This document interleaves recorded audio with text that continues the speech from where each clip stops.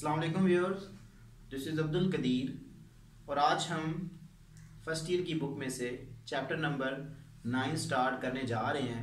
Previous lecture में हमने आपको ट्रिग्नोमेट्री के बारे में बताया, उसके मीनिंग क्या होते हैं, एंगल के बारे में बताया और रेडियन के बारे में बताया। आज हम एक प्रूफ करेंगे जो कि बहुत ज़्यादा इम्पोर्टेंट है, तो स्टार्ट करते हैं जिसको प्रूव दैट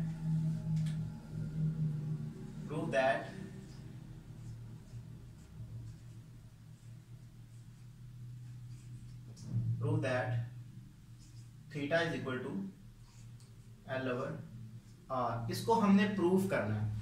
तो इसको प्रूफ करने के लिए हम एक सर्कल सिस्टम कंसिडर करते हैं और उसमें हम एक रेडियन को डिफाइन करेंगे। तो कंसिडर करते हैं एक सर्कल हम बनाने की कोशिश करते हैं सर्कल एक। अच्छा जी, हमने एक सर्कल कंसिडर किया है, ठीक है जी। हमने इससे पहले आपको डिफाइन किया था कि रेडियन क्या होता है। तो सिमिलर जैसे हमने रेडियन में हमने एक सर्कल बनाया था, यहाँ पे भी एक हम सर्कल कंसिडर करते हैं। लेट वी कंसिडर, ये हमारे पास एक आर्क है जो कि किसी पॉइंट फॉर एग्जांपल ए पे पड़ी हुई है। यहाँ से सेंटर से लेके उसकी बाउंड्री तक का जो डिस्टेंस है ये हमारे पास रेडियस ऑफ द सर्कल है। और अगर इसी आर्क को मैं इस सर्कल में रोटेट करवाता हूँ, ठीक है, किसी अनदर पॉइंट के ऊपर, ठीक है जी, अनदर पॉइंट के ऊपर मैं रोटेट करवा देता हूँ। फॉर एग्जांपल वो जो पॉइंट है वो बी पॉइंट के ऊपर मैं ले जाता हूँ, ठीक है जी।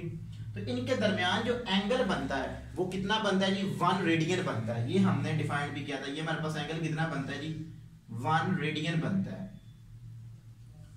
और ये भी हमारे पास रेडियस ऑफ द सर्कल के ही आर्क इक्वल होगी, ठीक है जी। तो हम यहाँ पे डिफाइन करते हैं कि जो हमारे पास आर है वो basically radius of the circle है। Where proof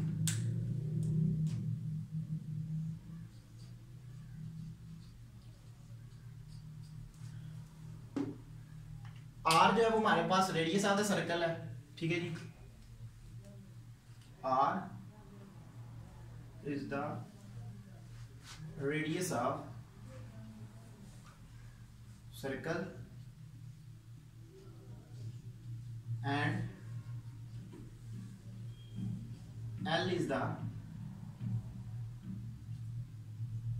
the arc length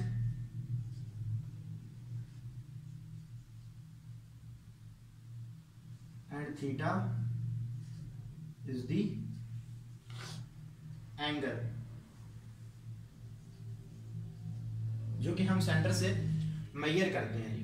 तो ये भी हमारे पास ये जो कवर करेगा, फॉर एग्जांपल ये वाला जिसने रोटेशन के दौरान हमने यहाँ से ए से बी तक लेके गए एक आर्क को, ये हमारे पास फॉर एग्जांपल आर के इक्वल है, ठीक है। तो हम इसको डिफाइन करते हैं by definition of radian, bye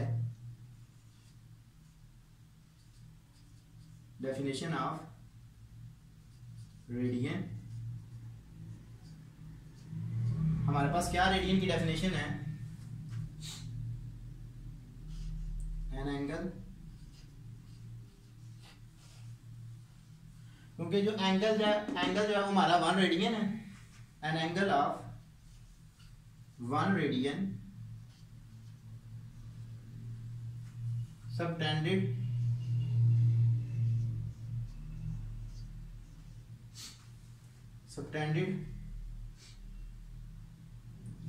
an arc AB। तो हमारे पास किसकी इक्वल है जी? आर्क, फॉर एग्जांपल आर की इक्वल है। इसी तरह अगर मैं इस रेडियन, जो ये हमारा 1 रेडियन है, हमने क्या किया, ए से बी पॉइंट तक हमने रोटेट करवाया और दरमियान में जो एंगल हमने कहा कि वो हमारे पास कितना है? 1 रेडियन है। अगर मैं इसका कर दूं हाफ, ठीक है जी, फॉर एग्जांपल मैं कर देता हूं इसका हाफ, तो क्या होगा,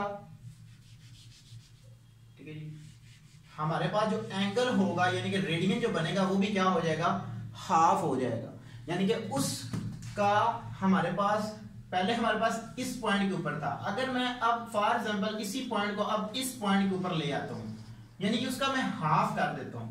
तो एंगल हमारा कितना बनेगा जी, हाफ रेडियन बन जाएगा, ठीक है जी, हाफ रेडियन। तो ये वाली जो हमारे पास टर्म होगी ये हमारे पास किसके आ जाएगी इक्वल, ये अगर फॉर एग्जांपल पॉइंट बी है तो ये हमारे पास हाफ आर के इक्वल आ जाएगी, ठीक है जी। तो हम यहां पे लिखते हैं an angle of half radian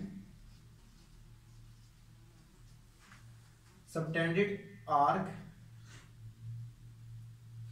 A B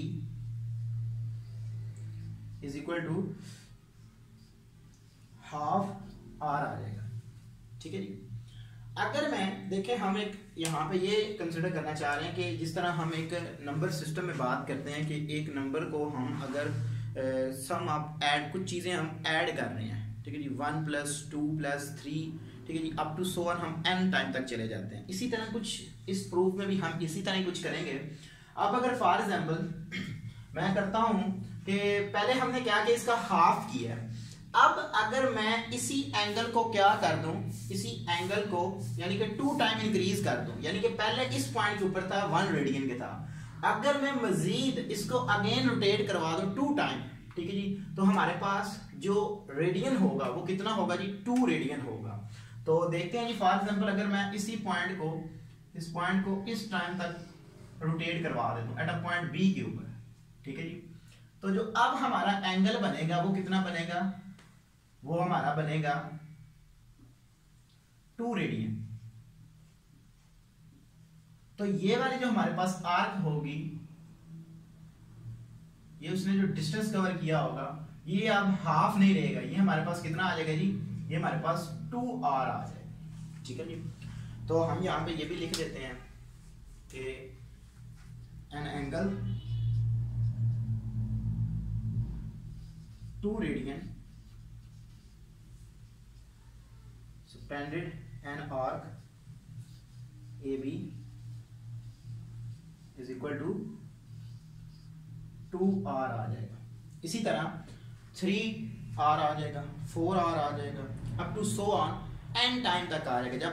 जब हम रियल नंबर सिस्टम में बात करते हैं तो n टाइम ले लेते हैं, क्योंकि हम ट्रिग्नोमेट्री में बात कर रहे हैं तो हम n की बजाय यहाँ पे कह देते हैं कि अगर हम इसको थीटा रेडियन तक इसको रोटेट करवाएं तो फिर हमारे पास क्या होगा। मैं कहता हूँ ये वाली जो टर्म है इसको हमने क्या किया जी, फॉर एग्जांपल इसी टर्म को मैं कह देता हूँ ये हमारे पास थीटा टाइम तक क्या हो चुका है जी, रोटेट हो चुका है। सो थीटा रेडियन आ जाएगा हमारे पास यहाँ पे।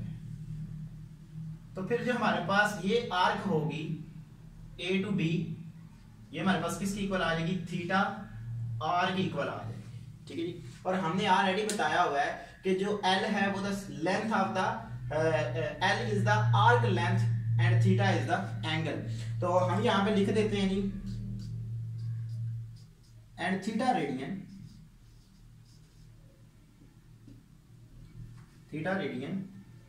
Subtended an arc AB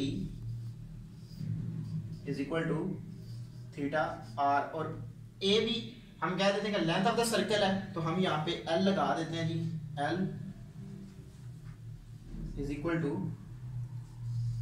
theta R. और हमने प्रूफ क्या करना है, L/R। तो यहाँ पे L जो है वो थीटा के साथ क्या हो रहा है, मल्टीपल हो रहा है, तो दूसरी साइड पे जाकर क्या हो जाएगा जी, डिवाइड हो जाएगा। तो हमारे पास क्या आ जाएगा जी, theta is equal to L/R as proof. तो इस तरह हमने आज एक वेरी इंपॉर्टेंट प्रूफ भी किया जो कि कई दफ़ा एग्जाम में भी आ चुका है, कि उम्मीद है कि तमाम बच्चों को समझ आ गई होगी। और ये तमाम लेक्चर्स आपको ग्रेट साइंस अकेडमी की तरफ से प्रेजेंट किए जा रहे हैं। Thank you for watching us. अल्लाह हाफिज़।